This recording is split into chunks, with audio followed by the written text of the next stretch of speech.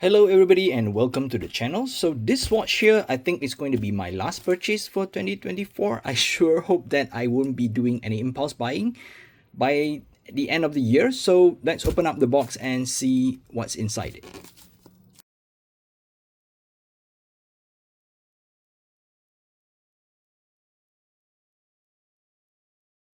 Alright, so this is the Hamilton Engineered Garments collaboration watch, not job, right?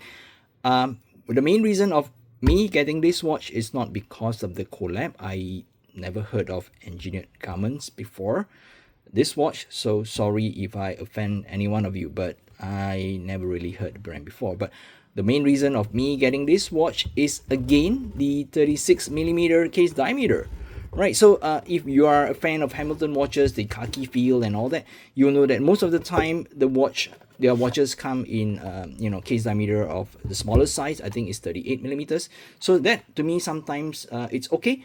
But my problem is that with the 38mm khaki field or even the khaki field mechanical, the lug-to-lug distance, it's a bit too long for my small wrist. So when they announced this 36mm watch with a smaller or shorter lug-to-lug distance, I was again very interested. The other reason is that this watch is made out of titanium, so it's going to be very lightweight. So again, I stress that I'm buying this not because of the hype of engineered garment or whatever. It's just that it's a 36mm watch that has a short lug-to-lug distance and also a very lightweight titanium construction. So yeah, the watch is running, so I think that's a good indication. This is the hang tag.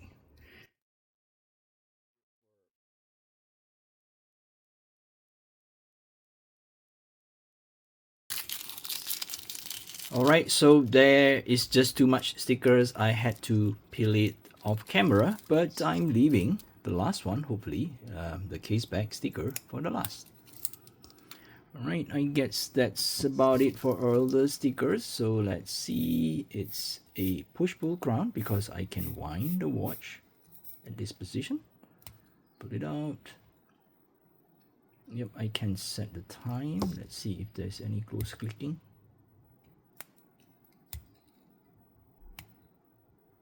Okay, so there's no ghost position for the crown stem or crown, whatever you want to call it, because this is a no date watch. So pardon me, let me move it to 1010. And as you can see, this is a very nice no nonsense watch. It has a very simple dial, so there's no 24-hour markers like the khaki field typical, but this one is just with the 12-hour with Arabic numerals, and I think it is very nice. Comes with a simple hand, and I think the second hand is also quite nicely done. The second hand is black in color, so in a way giving the watch a more cleaner look. But there is definitely, if you want to look at a moving second hand, there is a triangle tip at the end of the second hand. So I really like how the watch look. I believe there is some anti-reflective coating on the crystal. I'm not too sure about that. I can't even remember. But this watch is really, really very light. And yep, this is how the side profile. So I think the entire surface of the watch is brushed as we would have for a typical titanium watch.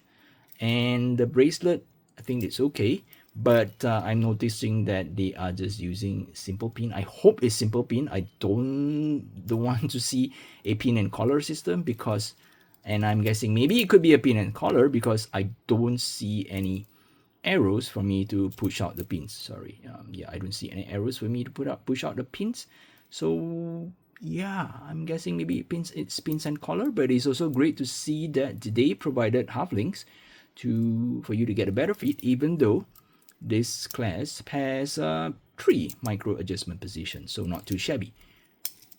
Yep, it's a very light watch because it's made of titanium, and I'm not sure how long this will be pristine because usually titanium, even though it's lighter than stainless steel, it's easier to scratch than a stainless steel unless they do some special coating, which I do not think they do because it was not mentioned that they did that.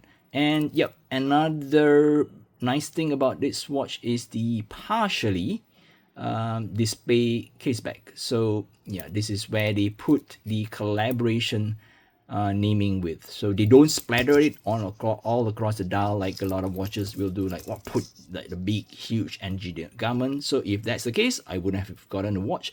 But it's very subtle, it's very stealthily done, very nicely, tastefully done with the case back. And I just love how the semi-revealing case back is going to be. So depends on how the case back screws onto the watch case, and you will have it revealing which part. So for me, I think this is rather nice because I can see the balance wheel taking away. Right, so I'm not going to size the watch, but I'm going to quickly put it on wrist for you to see, and maybe I'll move the camera higher so that you get a better perspective. Okay, so this is how the watch look on my 6-inch or 15.2 centimeters wrist. Well, the beauty of it is that there is no lug overhang. So I did try a couple of khaki field mechanical khaki field with 38 millimeters in diameter.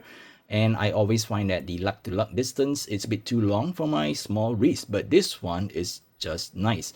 And I like the tool watch-like appearance, and there's less clutter because there's no 24 hours indicator on the dial. So yes, this is a very nice watch indeed.